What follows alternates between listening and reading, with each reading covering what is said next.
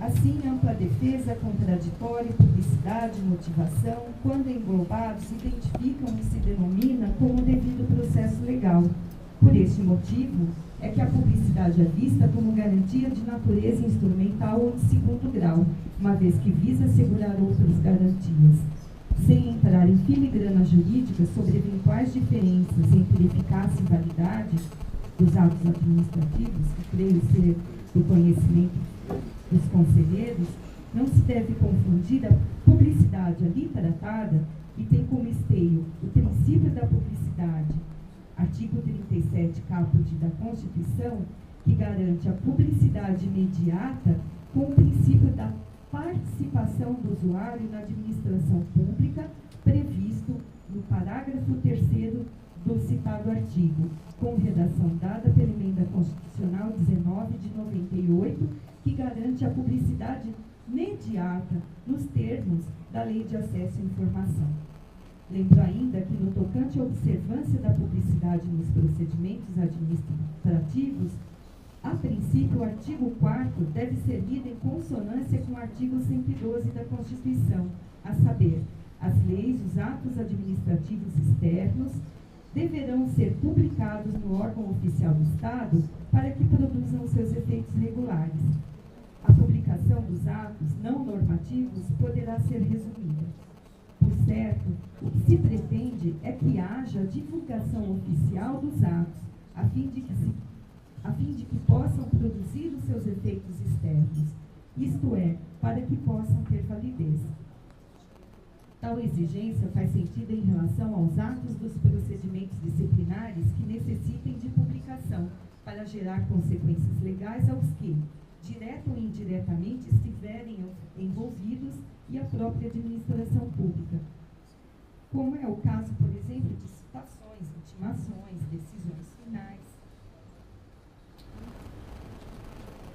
Continuando, esse aspecto multifacetado do princípio da publicidade, o qual, embora seja tão decantado na doutrina e na jurisprudência, é alvo de constantes equívocos pelos menos avisados. Portanto, em seu sentido amplo, o princípio da publicidade abarca a divulgação oficial validatória dos atos administrativos que devam produzir efeitos externos, a garantia do devido processo legal e o acesso e desvelamento de informações sobre as atividades realizadas pela administração pública. Retornando ao exame da possibilidade de restrição da publicidade imediata externa dos atos processuais, reavivo que a Constituição Federal que impõe ampla publicidade como regra, ao autorizar a possibilidade de exceção, ou seja, de restrição dessa publicidade, a Constituição transfere privativamente à lei essa incumbência. Por óbvio, não se trata de permissão livre de qualquer parâmetro, mas de concessão vinculada ao respeito de interesses, direitos, valores nela consagrados. Todavia, a pedra de toque consiste na identificação do modus faciente do legislador infraconstitucional. Ao ampliar o leque de observação da matéria para outros diplomas legais, mostra-se com evidência que o legislador infraconstitucional tem apenas duas opções para limitar a publicidade, uma vez que não lhe é possível expor casuisticamente as hipóteses de sigilo previstas na lei maior. Pode avançar. Na primeira opção, ele retransmite, o legislador, retransmite a autorização que lhe foi deferida pela Constituição Federal para que a autoridade judicial ou administrativa o faça em caso concreto, respeitadas as balizas constitucionais. Na segunda opção, ele fixa diretamente a restrição na própria lei, em atenção à imperiosidade de proteção a determinados interesses, direitos ou valores que considera de elevada importância social e que devem ser protegidos. Utilizei-me novamente do quadro esquemático para facilitar, né, a análise no plano constitucional e concede à lei o poder para restringir a publicidade. E no plano infraconstitucional, a lei, adotando duas posições, ou transferindo ao administrador ou ao juiz a competência para, caso a caso, dispor sobre a restrição da publicidade, ou, na segunda forma, não deixando margem para essa opção. Por exemplo, o atual Código de Processo Civil é um bom exemplo de adoção dessas duas opções de restrição. Como se nota abaixo, no inciso 1 do artigo 155, o legislador deixa a critério do juiz a avaliação acerca da existência ou não de interesse público. Portanto, assim, artigo 155, os atos processuais serão públicos, a regra. Correm, todavia, em segredo de justiça, 1, em que o exigido interesse público. Quem vai decidir se há ou não interesse público? O juiz. 2, que dizem respeito a casamento, filiação, separação dos cônjuges, conversão desta em divórcio, alimentos e a guarda de menor. O juiz pode decidir pela publicidade nesses casos do inciso 2? Não, a lei não permite. Novamente, exemplo disso, o artigo 404 do CPP,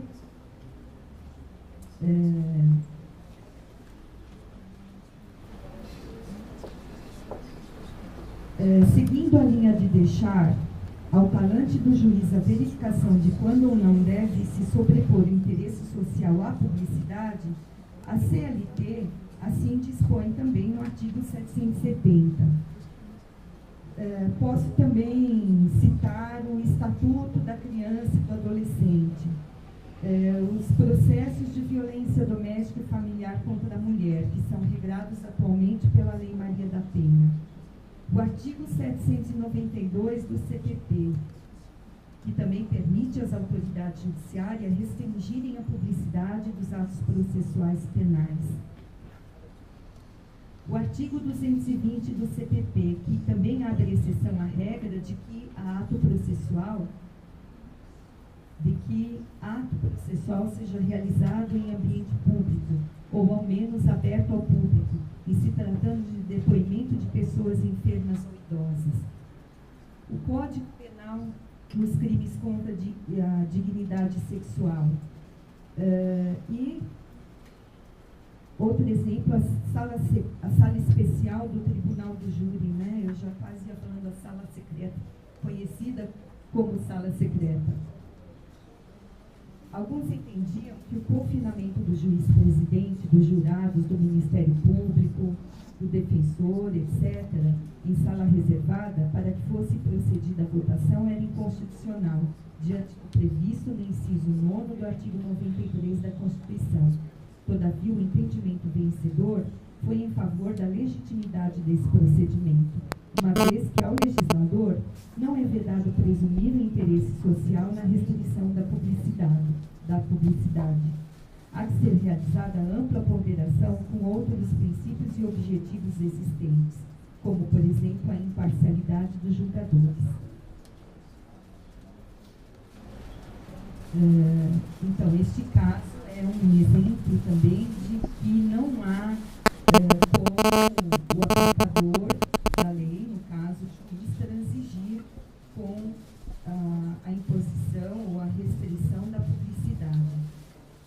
Por sua vez, o artigo 306 do Estatuto dos Funcionários Públicos Civis do Estado de São Paulo estabelece: é defeso fornecer à imprensa ou a outros meios de divulgação notas sobre os atos processuais, salvo no interesse da administração, a juízo do secretário de Estado ou do procurador-geral. Lembro que essa alteração no Estatuto, no vetusto Estatuto, como alguns o veem, essa alteração foi dada pela Lei Complementar 942 de 2003. Portanto, é bem posterior à edição da Lei 10.261.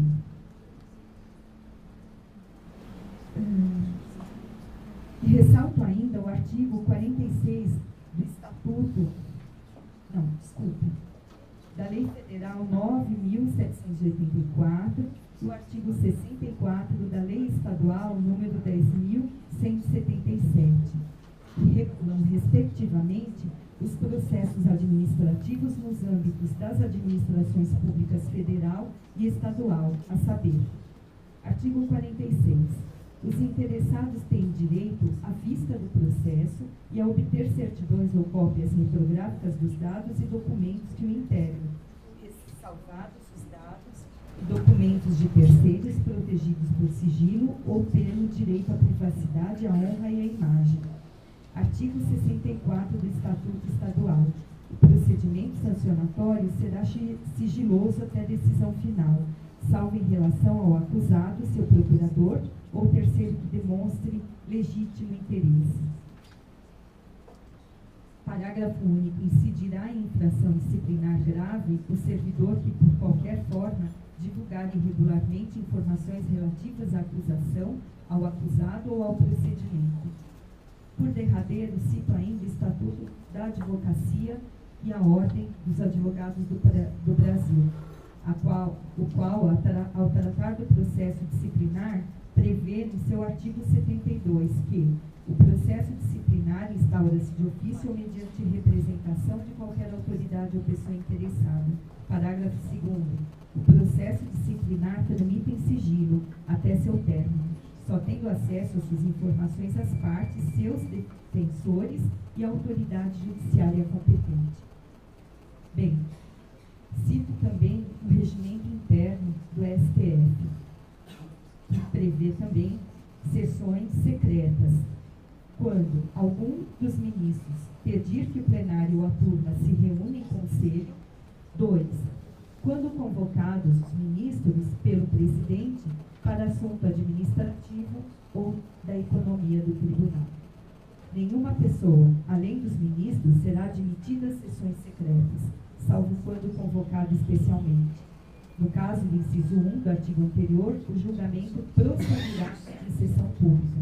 O registro das sessões secretas conterá somente a data e os nomes dos presentes, exceto quando as deliberações devam ser publicadas.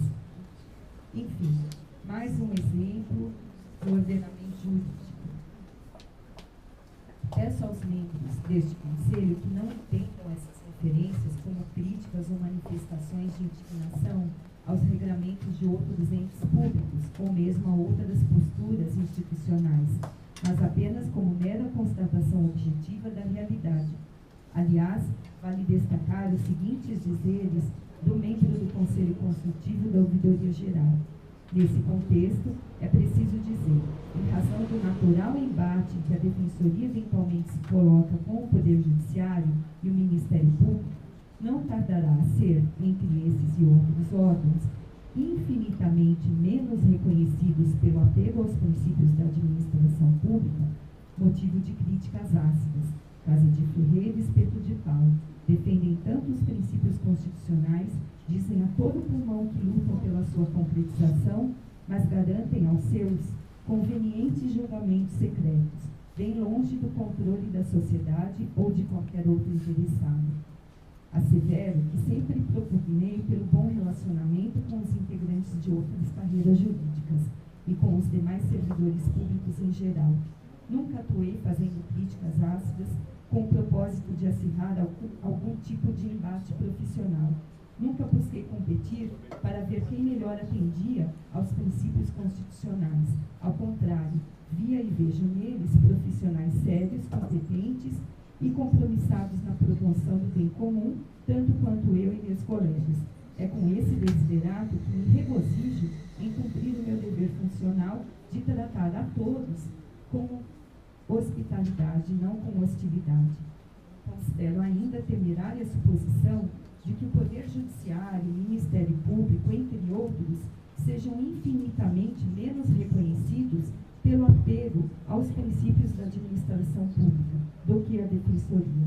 Repudio também com veemência eventual conjectura de que possa ser garantido pela Defensoria aos seus convenientes julgamentos secretos, bem longe do controle da sociedade ou de qualquer outro interessado, ou, em outras palavras também, com o uso de biombo.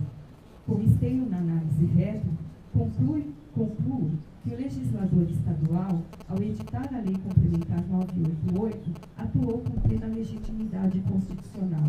É indiscutível a existência do respaldo maior para o estabelecimento da publicidade, da restrição da publicidade durante a instrução das sindicâncias e dos PADs.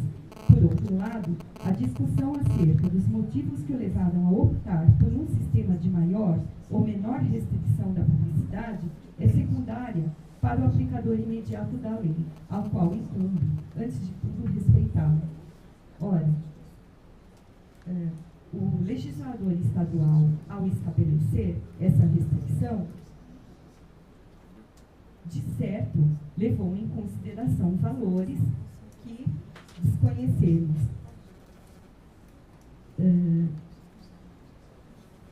Mas poderia eu arriscar um palpite? Noto que a maioria das situações nas quais o legislador optou pela imposição taxativa de restrição da publicidade tinha como pano de fundo interesses ou valores constitucionalmente tutelados, como dignidade sexual, família, crianças, adolescentes, violência contra mulheres, pessoas enfermas, etc. Pode passar. Estou indo esquecendo de passar. Pode passar mais.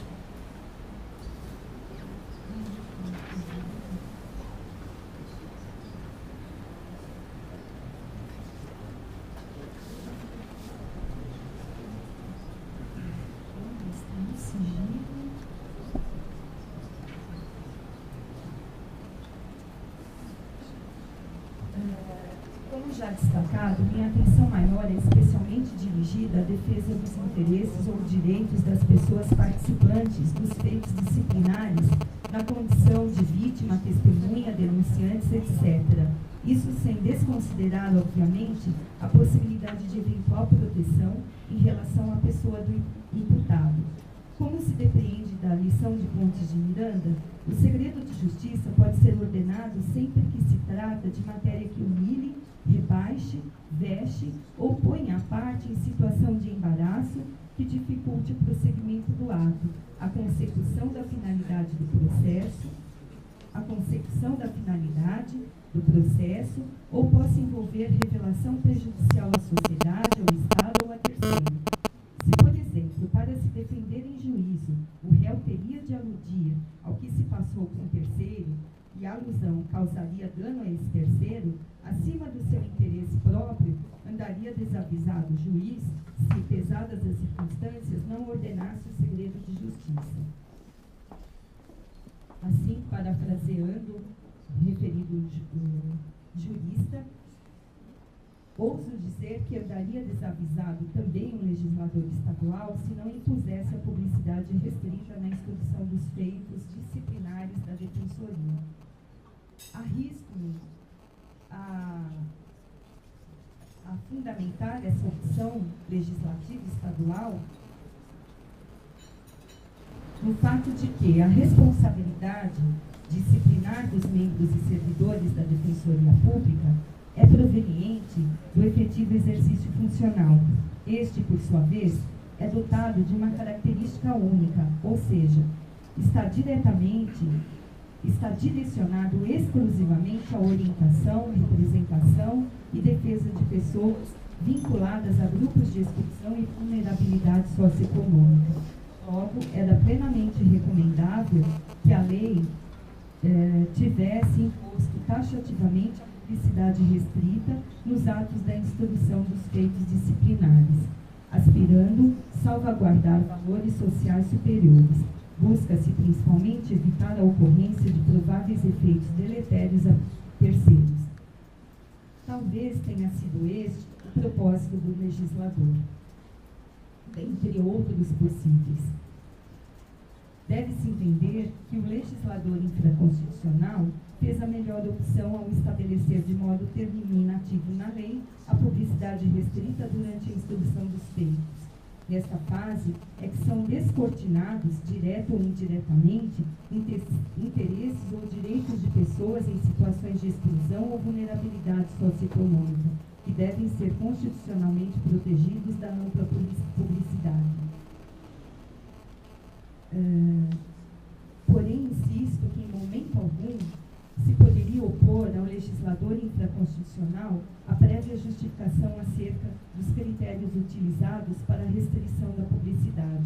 Volto a dizer, trata-se de outorga que lhe é conferida, segundo aquele quadro, pela Constituição Federal, a qual, como detentora de poder maior, legitima sua atuação.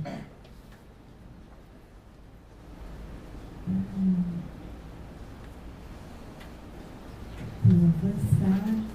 Com devido respeito às opiniões divergentes, saliento serem inadmissíveis as proposituras anteriormente apresentadas ao Conselho Superior, para que este transfira, como se constituinte fosse, diretamente ao Corregedor-Geral, o poder de restringir ou não a publicidade dos atos processuais durante a instrução processual. A lógica jurídica não permite delegação que autorize o delegado a exercer poder que não esteja previsto na competência legal do delegante. Isto implica conceder ao Corregedor-Geral a faculdade de valorar, ao arrepio da lei, as situações constitucionais que autorizam a restrição da publicidade nos feitos disciplinares.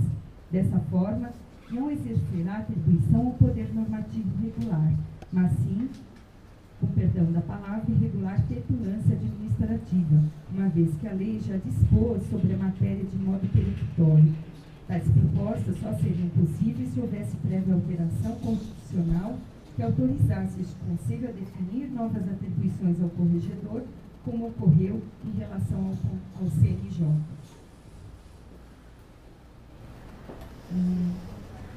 Por isso, não posso anuir as minutas de deliberação apresentadas que transferem ao Corregedor-Geral da Defensoria Pública competência que a Constituição Federal outorgou à lei. E posso substituir Corregedor-Geral aqui por Conselho Superior, por Defensor-Geral. E mais, lei que se encontra em plena vigência, tendo sido erigida com a observância do devido trâmite processual legislativo e que, diga-se novamente, dispõe em sentido diametralmente oposto às referidas proposituras aqui apresentadas. Ou por assim, ainda que a lei tivesse deixado ao albedrio do Corregedor-Geral a responsabilidade pela restrição da publicidade, o que no meu entender não ocorreu, sem a menor sombra de dúvida, não se poderia aceitar qualquer redução em relação às variadas formas em que a publicidade restrita é permitida. Como procurei demonstrar, além das hipóteses previstas em regras constitucionais, existem princípios explícitos e implícitos que dependeriam de verificação em cada caso concreto, até porque não são apenas dedicados aos imputados, mas sim a todos os participantes dos feitos disciplinares. Destarte não seria sequer possível delimitar a aplicação de restrição da publicidade exclusivamente às hipóteses de defesa da intimidade ou da lei de acesso à informação, como prefixado nas minutas de deliberação na minuta de deliberação sugerida.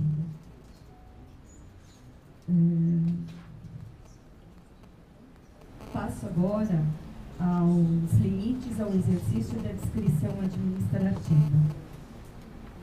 Ao abordar 2.4 a questão do poder conferido à administração pública para realizar investigação, alertam Sérgio Ferraz e Adilson Dalari sobre o correlativo dever de discrição.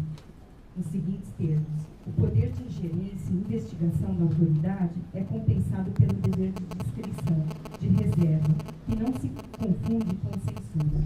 No entanto, quando utilizei o vocábulo discrição, não só o tinha como qualidade do que é prudente, mas também como exercício da competência discricionária, ou seja, como poder de dever em favor do que é mais satisfatório para o fiel cumprimento da lei, e acrescento aqui o interesse público.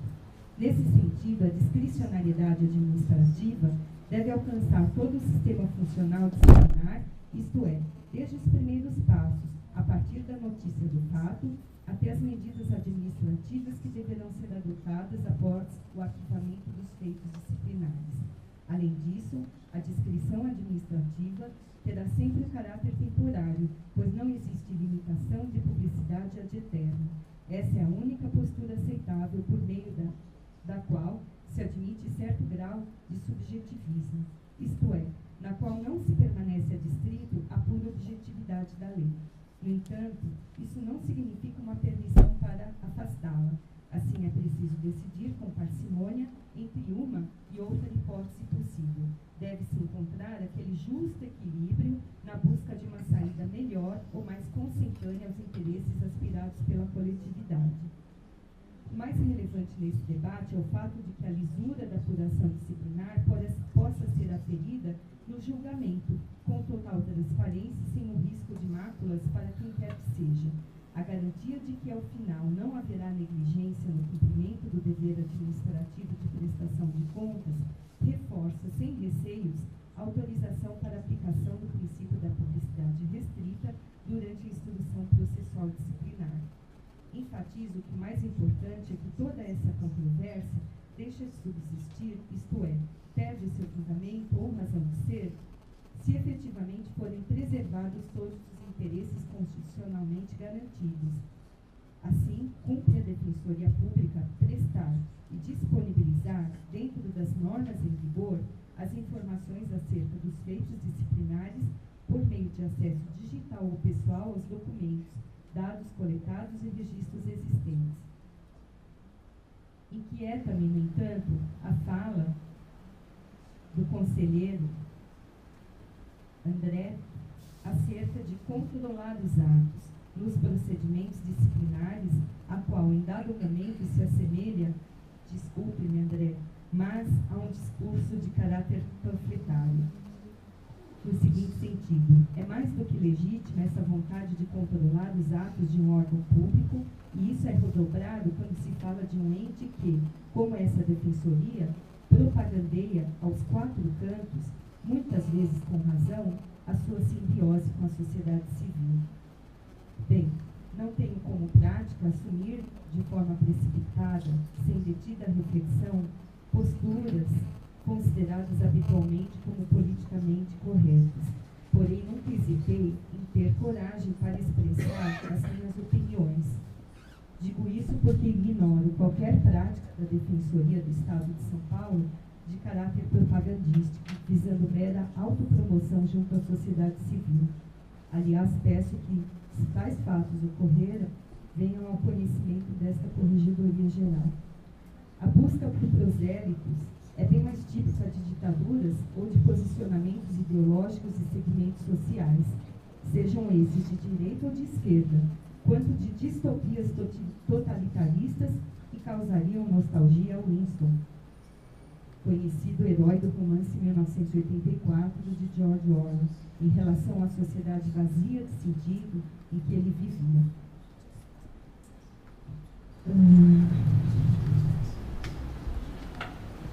Vamos mais adiante.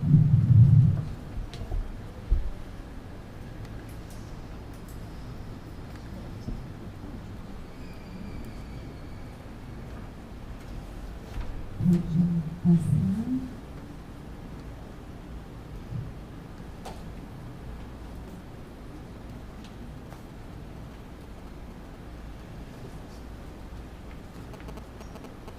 Bem, como disse, o sistema de julgamento em público é muito comum quando se trata de tribunais ou órgãos administrativos colegiados, nos quais as decisões finais são proclamadas publicamente. Isto ocorre, geralmente, após prévio debate e coleta dos votos de seus membros. No entanto, nos julgamentos administrativos promovidos de forma unipessoal ou por órgão singular, não é comum que as decisões finais sejam prolatadas em sessões ou audiência pública, muito embora não haja qualquer empecilho em sentido oposto. Enfim, para atender ao devido processo legal, é necessário que todas as decisões finais, administrativas ou judiciais, sentenças, acórdãos, sejam públicas, isto é, que sejam proferidas de modo que qualquer pessoa possa ter acesso aos seus conteúdos. Em virtude desse motivo, é que não se dispensa a publicação do decisório final no órgão de imprensa oficial, o que poderá ocorrer por meio de publicação resumida nos termos do artigo 112 da Constituição Estadual. Por isso, é premente distinguir julgamento público de julgamento em público ou julgamento em sessões públicas. Como visto, o que garante o devido processo legal para o atual decano do STF é a exigência do direito a um rápido e público julgamento, e não de um julgamento em que haja declaração da decisão em solenidade ou ato formal aberto ao público. Se fosse assim, a maioria das decisões judiciais e administrativas realizadas até hoje seriam nulas, pois estariam invadas de vício de inconstitucionalidade. Destarte, não se pode questionar a validade constitucional de outros sistemas normativos, como o da Lei Complementar 988, pelo simples fato de serem diferentes do modelo estabelecido pela magistratura. Consequentemente, é nítida a diferença entre as disposições da Lei Orgânica da Defensoria do Estado e as regras da Resolução 135 do CNJ. Nota-se cristalinamente que este Conselho Superior não possui atribuições às dos tribunais em matéria disciplinar. Quiséramos nós, não é?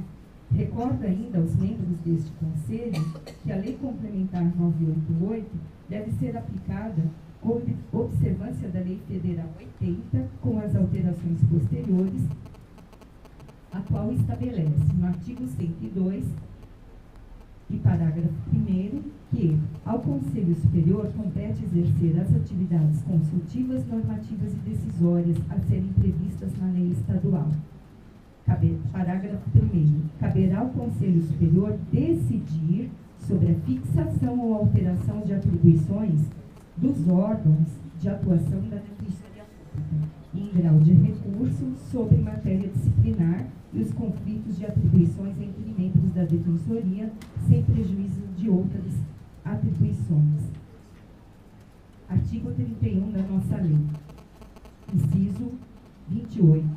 Ao Conselho Superior compete opinar em processo administrativo disciplinar envolvendo o defensor público. Desta forma, o Conselho Superior não exerce o ato de julgamento. É clássica no estudo do direito a divisão do processo em fases de instauração, instrução e julgamento. Como no sistema ou regime disciplinar da Defensoria, normalmente quem decide ou julga é o DPG, ou o governador do Estado. A atividade realizada pelo Conselho Superior, no meu modo de ver, faz parte da instrução processual.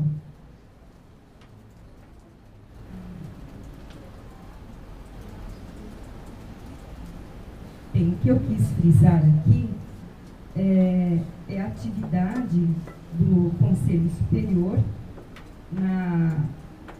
nesse processo, no procedimento relacionado ao processo administrativo disciplinar, que, no meu modo de ver,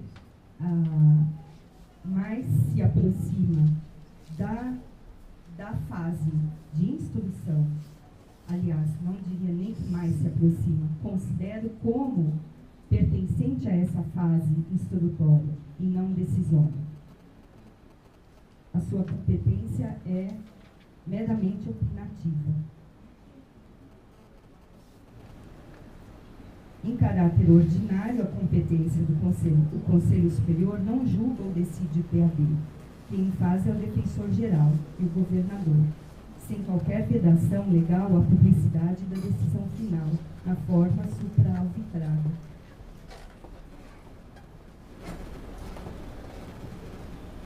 Até porque a ausência de publicidade do julgamento redundaria em flagrante violação ao devido processo legal. Resumo tudo o que disse, reafirmando com veemência que não há qualquer inconstitucionalidade nos dispositivos da Lei Complementar 988, no tocante à aplicação da publicidade restrita durante toda a instrução dos procedimentos disciplinares. Quanto ao aspecto da publicação na imprensa da decisão final, deve ser realizada com com observância das normas estaduais, constitucionais e infraconstitucionais citadas. É óbvio que toda publicação, ainda que por extrato ou resumida, deve ser apta ao fim a que se destina, ou seja, deve prestar as informações necessárias de forma clara e objetiva para que qualquer interessado possa compreendê-la com facilidade. Aliás, nada impede que na publicação do DOE conste que a íntegra da decisão está disponível no endereço eletrônico da Defensoria Pública do Estado. Agora, eu cito aqui alguns trechos do Manual de Normas de Publicação da Imprensa Oficial do Estado, que entendo oportunas para a ocasião. Enfim, a imprensa oficial é muito rigorosa quanto aos atos, à forma dos atos publicados. Até mesmo porque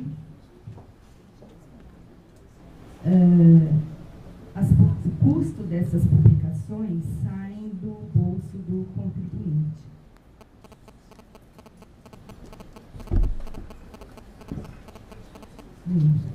Tem alguns trechos interessantes sobre a lição da professora Odete Medauar, da USP, a respeito também da frase do Bob, do governo do poder público, Carlos Ari Sanfeld, também analisei alguma coisa dele, esse ponto, professor Crepella Júnior.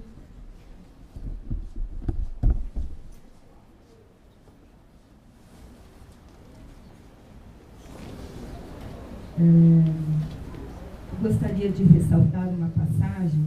Ao contrário da Lei Complementar 988, a resolução número 135 do CNJ tratou com simplicidade a sindicância, limitando-se a garantir o acompanhamento desta pelo sindicato nos seguintes termos. Artigo 11. Instaurada a sindicância, será permitido ao sindicato acompanhá-la. A questão de fundo não é como se procede a apuração da sindicância, mas sim como ocorre o seu encerramento. E aqui gostaria de afirmar que tal aspecto sempre me intrigou em razão da falta de previsões normativas específicas. Todavia, confesso que as reflexões provocadas por esse debate neste conselho fizeram com que eu repensasse o modelo atual de finalização da sindicância. E menciono que o artigo 198 da Lei 988 estabelece: decorrido o prazo para a apresentação da defesa escrita, o sindicante, em 10 dias, elaborará relatório, em que examinará os elementos da sindicância e concluirá pela instauração de processo ou pelo seu arquivamento. Percebe-se que a confecção de um relatório conclusivo ao término da sindicância só poderá servir para expor algo apurado a alguém, a fim de que este possa avaliar os fatos e decidir. Nesse momento, duas situações são possíveis. Ou o relatório da sindicância é afirmativo, ou é negativo pela instauração de PAD. Entretanto, há uma evidente lacuna na lei. Se acaso o corregedor, na condição de autoridade sindicante, concluir em seu relatório que a sindicância deve ser arquivada. Nessa hipótese, a lei orgânica não especifica o trâmite administrativo a ser seguido. Com base na interpretação, na integração analógica, fundada na Lei Complementar 80, que, ao prescrever normas gerais para a organização da Defensoria Pública nos Estados, desculpe, eu errei no raciocínio. A Lei Complementar 80 também foi omissa nesse ponto ao estabelecer normas gerais para a organização da Defensoria nos Estados. E, traçando um paralelo entre inquérito policial e sindicância, para mostrar não ter sentido que a autoridade sindicante, sem poderes para aplicação de eventual punição, determina o encerramento do procedimento sem a anuência da autoridade competente para a decisão final. Embora o artigo 193 autorize a aplicação subsidiária do CPP aos procedimentos disciplinares de que trata, penso não ser este o caso. É, portanto, no artigo 4º da Lei de Introdução às Normas do Direito Brasileiro, que o aplicador de lei deve se socorrer pela ordem da analogia dos costumes e dos princípios gerais de direito. A utilização do suplemento analógico exige preliminar distinção entre suas modalidades. Eu vou pular esse trecho.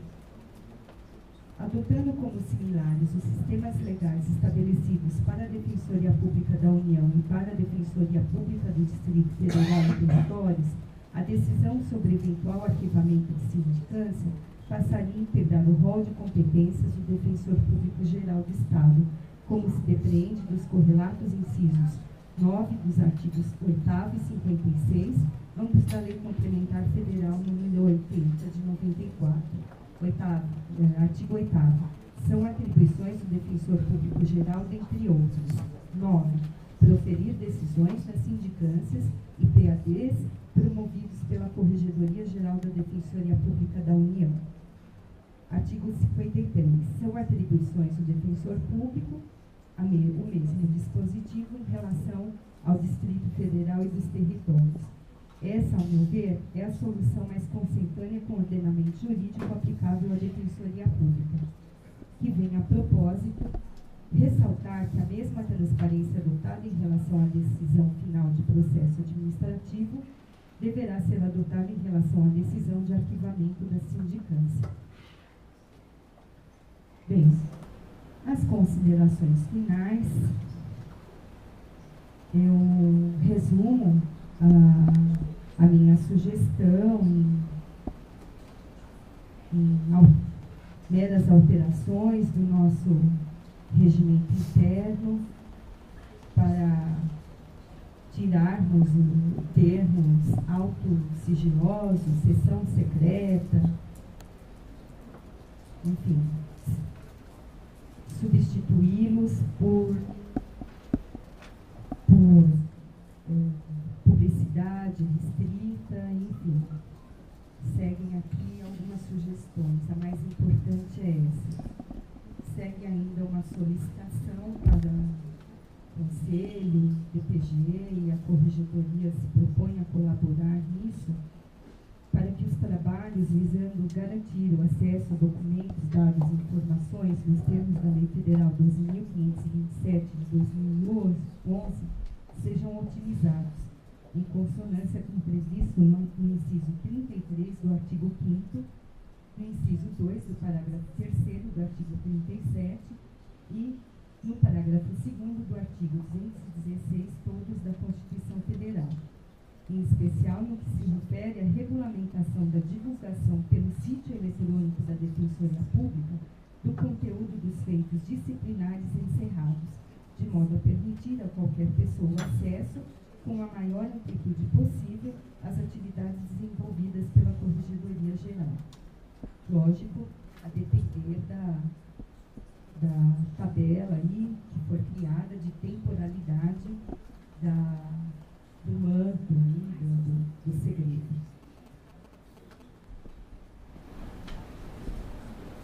É isso, colegas. Parece-me que algumas defensorias, e posso até fazer uma pesquisa em relação aos textos, algumas defensorias já têm essa regulamentação, a Defensoria da União já regulamentou, podemos até nos subsidiar nesses documentos, esses termos. Era o que eu queria dizer a respeito desse assunto. O André não está mais aqui. Gostaria de agradecer ao meu companheiro de debate que me proporcionou a oportunidade de parar para refletir sobre esse tema e outros de muita importância para a Defensoria Pública, para a garantia de nossa autonomia funcional e administrativa. Muito obrigada pela atenção e, enfim, passo a palavra à presidente. Devolvo a palavra à senhora presidente. Acho que não precisa, conselheiros. Bom, em primeiro lugar, assim como fiz quando o doutor André Velho expor aqui o trabalho elaborado por ele, eu queria parabenizar a projetora pela profundidade do seu voto, pelo trabalho, imagino, que tenha sido gasto, de tempo que tenha sido gasto na elaboração desse voto, e de pesquisa aprofundada, trazendo luz à discussão e trazendo elementos para que todos nós possamos decidir com serenidade essa questão tão importante para todos nós. Então, parabéns, Márcia, todos que produz. Fico muito louvor. É bom quando nós vemos que questões tão importantes têm um nível de debate tão sério, tão aprofundado, respeitoso como está sendo aqui, e com profundidade. Então, parabéns aos dois que puderam se manifestar com profundidade sobre o tema. Então, eu ponho agora em discussão. Lembrou algo? Não, eu tenho uma questão prática. Eu até sentei com o André para ver se estávamos os dois alinhados nisso. Me parece que há pontualmente 5 pontos de divergência. Considerando a proposta da ouvidoria, o voto do relator e o voto vista da corregedoria. Apesar da... Só que a corregedoria não apresentou proposta de redação das mudanças. Eu as mencionei. Mas naquela perspectiva de que os conselheiros... Então, a meu ver, são 5 pontos do histórico completo do processo que careceriam de debate, só para trazer esse contexto, esse cenário para a gente considerar quanto ao encaminhamento do processo. Tá certo. Eu só, antes de abrir a palavra aos conselheiros, consulto se querem continuar o debate, são 11h10, urgência de desculpa em 15, e pergunto se querem continuar, suspender a discussão ou transferir o debate para a próxima sessão. Vocês preferem prosseguir?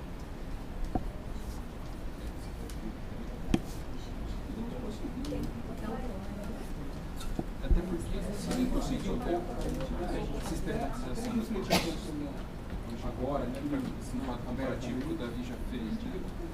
Pode estabelecer. O Davi fez o código comparativo, né, que eu posso duvidar da discussão e eu toco assim. Não chegar a nenhuma conclusão.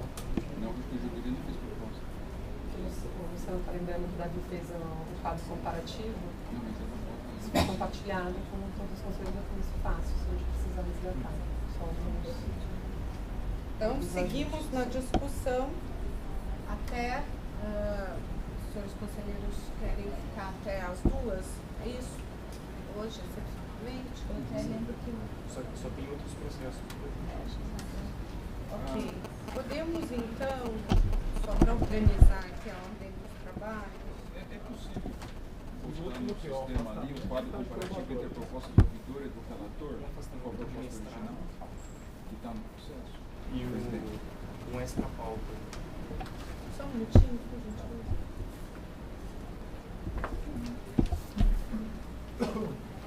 Temos 2 estágios probatórios que podem ser votados na semana que vem. E tem um afastamento para mestrado que é 18, no período 18, então já está vencido o prazo. Então, e mais um processo que foi incluído na pauta hoje. Eu poderia, então, nós poderíamos debater mais meia hora, 15 para as 2 a gente encerra os debates, se estivermos aptos a votar, votamos, se não, prorrogamos a discussão. Tentar avançar para ver se a gente consegue encontrar algum ponto de consenso ou evoluir aqui nos pontos que vão ser levantados. Então, em discussão. Então, no processo tem o voto do relator, tem um quadro comparativo entre a atual redação redação proposta pela Ouvidoria Geral e pelo Conselho da Ouvidoria e a proposta do relator com as modificações. Esse quadro não tem como ser... Eu consegue ver aquele erro de digitação que tinha no quadro, parece que não só foi essa correção. Só para transmitir. Mas eu acho que a gente pode... Tá. Então, inscrições. Até porque para ver qual é a tendência dos colegiados. Me parece que o voto da Ouvidoria vem... Por isso que eu acho que talvez não seja tão importante agora a análise do quadro que vai tratar de tudo. Não propriamente de redação, pode avançar um pouco. Tá. Então, inscrições, para falar?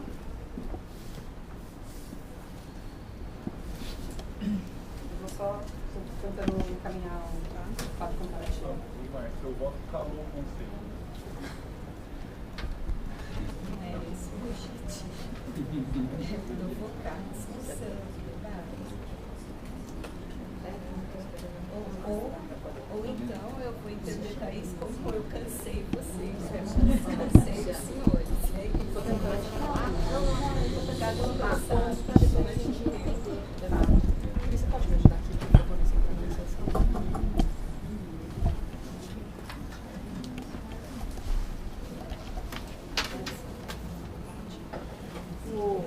Senhora Presidente, Oi. a gente poderia indagar se algum conselheiro tem pelo menos a propensão em pedir uma vista coletiva. Ainda Ou se cabe todos uma se- vista, né? Tem uma Precisa ser regular coletivo. ainda? Tem, uma regular. Se teria a propensão de fazê-lo ou se todos já se encontram aptos por julgamento. Porque se tiver... Oi? vai ser debatida. Não, naturalmente, mas algumas pessoas já de antemão já podem pensar em não quererem analisar por um outro vértice a questão e pedirem vista, não sei. Eu, particularmente, teria muita dificuldade hoje de proferir um voto. Então, eu gostaria que, pelo menos, a Luciana conseguisse apontar esses 5 pontos especiais para eu poder refletir no caso da condição lá. Não sei se Pode falar. Eu Claro. também sou a mesma situação. Tá. Sem prejuízo da gente olhar a tabela comparativa, a Cris só está resgatando isso para compartilhar. Acho que o cerne da questão dos 5 pontos, o primeiro deles é acesso aos autos, seja do PAD, das sindicâncias ou de outros expedientes, com relação com acesso aos autos. Na proposta da ouvidoria, esse acesso é irrestrito. Na proposta do relator, isso eu estou pegando os textos normativos colocados no regimento interno. Ele restringe as partes, inclusive autor e seus advogados, e pelo que, mesmo sem ter a proposta de deliberação, o que eu depreendi da leitura atenta que fiz ontem do voto da Márcia, ela se posiciona contrariamente. O segundo ponto é o acesso aos autos após a conclusão do PAD. Só Claro. com relação ao acesso aos autos, acho que no voto do Davi, ele também permite o acesso ao denunciante, é isso, né? Não, as partes, inclusive o autor O e seus autor da advogados. indenização. E aí o voto da Márcia pela manutenção do texto.